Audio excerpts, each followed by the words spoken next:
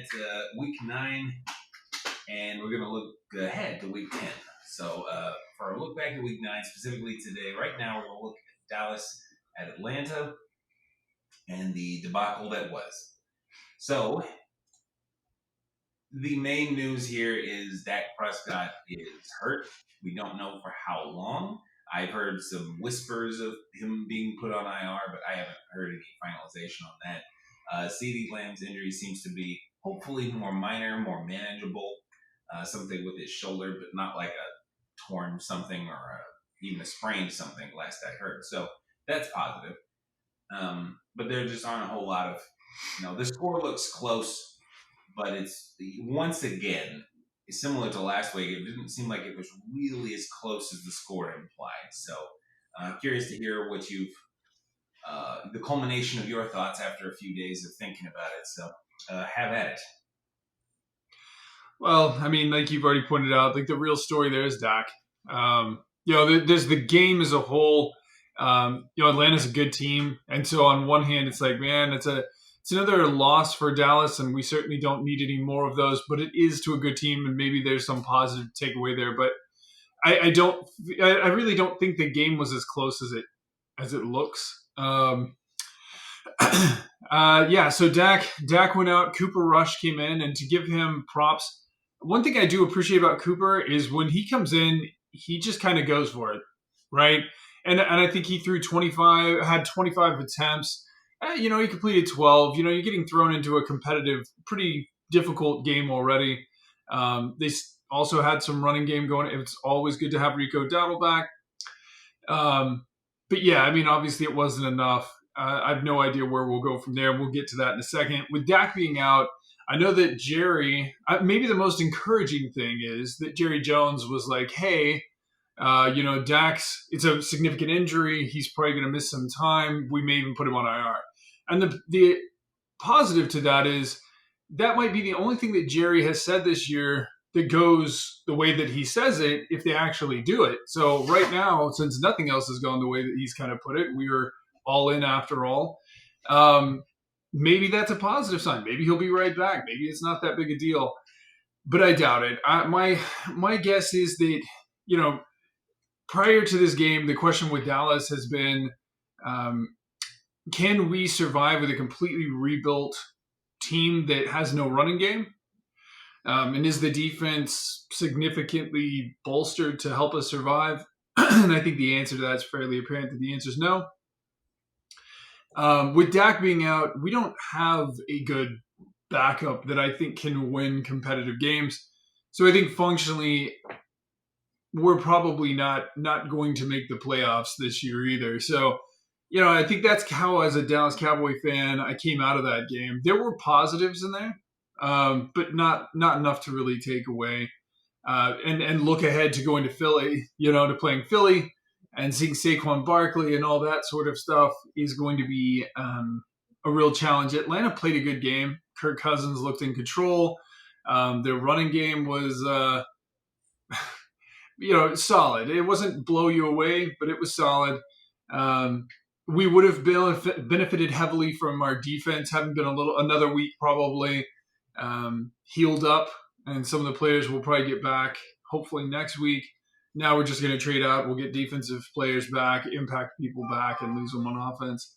So, my hat's off to Atlanta. I'm not trying to say I think it was an easy game for them. I don't. I think they had to play a solid game, and they did. I think for Dallas going forward, I think they're in a bad spot for at least for the next 4 games. And I think after those 4 games, they'll likely be out of the picture, especially since I think we play Washington and Philly in that window. So we'll see what happens with Dak. Maybe he'll miraculously heal. But that's kind of what I walked away from that with. So what about? I was very encouraged though by us picking up Mingo for a 4th round pick. That was very encouraging. So what about you? What'd you take away from this one? Kind of the same. I mean, as we remarked twice, I guess now on the game wasn't as close as it looked. It was 27-13 with a minute and a half left in the 4th quarter. So it wasn't junk points at the end. They certainly weren't trying to make it a 1-score game. but I think they were playing, you know, bend but don't break defense for a good portion of the second half. I mean, it's just it's almost a mercy thing with Cooper Rush in there. No offense to him, but it's it's a quarterback coming in cold unexpectedly in a big game. So, yeah, it'll be interesting. Again, the thing with Dak, and we'll see what they do. Because the next 4 games, as you pointed out, are pretty tough. It's Eagles, Texans, Commanders, Giants, and everyone, they want to have him there for that Giants game, because that Giants game is, I believe, or is it? Hold on a second. No, I've lost track. Hold on a second.